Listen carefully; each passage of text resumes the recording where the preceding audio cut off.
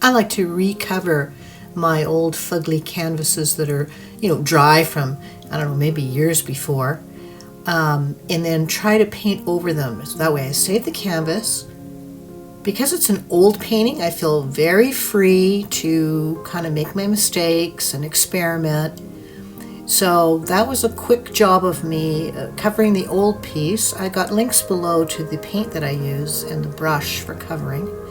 Here I am spatulaing on with the palette knife some Liquitex magenta paint randomly. Although, you know what? I'm kind of thinking about tree shapes or a forest for this piece, because that's kind of how it naturally started to evolve. So I said, oh, those kind of look like trees. This is going to be a pink forest. Spritzing the previously applied paint with water kind of reactivates it. It's still wet anyway, but the water kind of thins it out. And then my brush just goes right in, picks up that wet paint, and I start spreading it both across and up and down. And here again, did not add any extra paint to my brush, just whatever was on it. I'm using because it's got a nice kind of washed out look to it. There it shows me drying my brush in between. I like to try to keep the brush dry as I add new layers so that the piece doesn't become muddy. This is a fun part for me. Just relax and feel where you want to apply it. Of course, the background is still showing through, so I have to go in with more white paint to kind of cover up the parts that I don't want, revealed. And then while the paint is on my palette knife, I can start cutting in.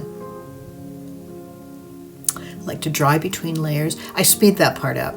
The drying takes a lot longer than is shown in the video. Now I can go in with a very small, I think that's a filbert brush I'm using there. And again, using the white paint to carve out the shapes. Filling in any parts that look kind of gray or dark. I really enjoy this part of the painting. Again, it's sped up because it would be very boring for you to watch me touch over and over and over again the canvas with white paint. But I thought this was a fun part to show. Touch a dab of the white paint with just a wet brush and let that drip down very naturally, very organically.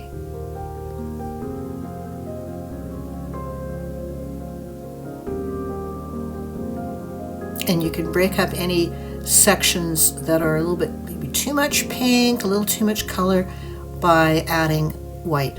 So this piece is just white paint and magenta paint. Isn't that fascinating what you can create with basically one color? That's the finished painting, everybody. Thank you for watching. See you next time.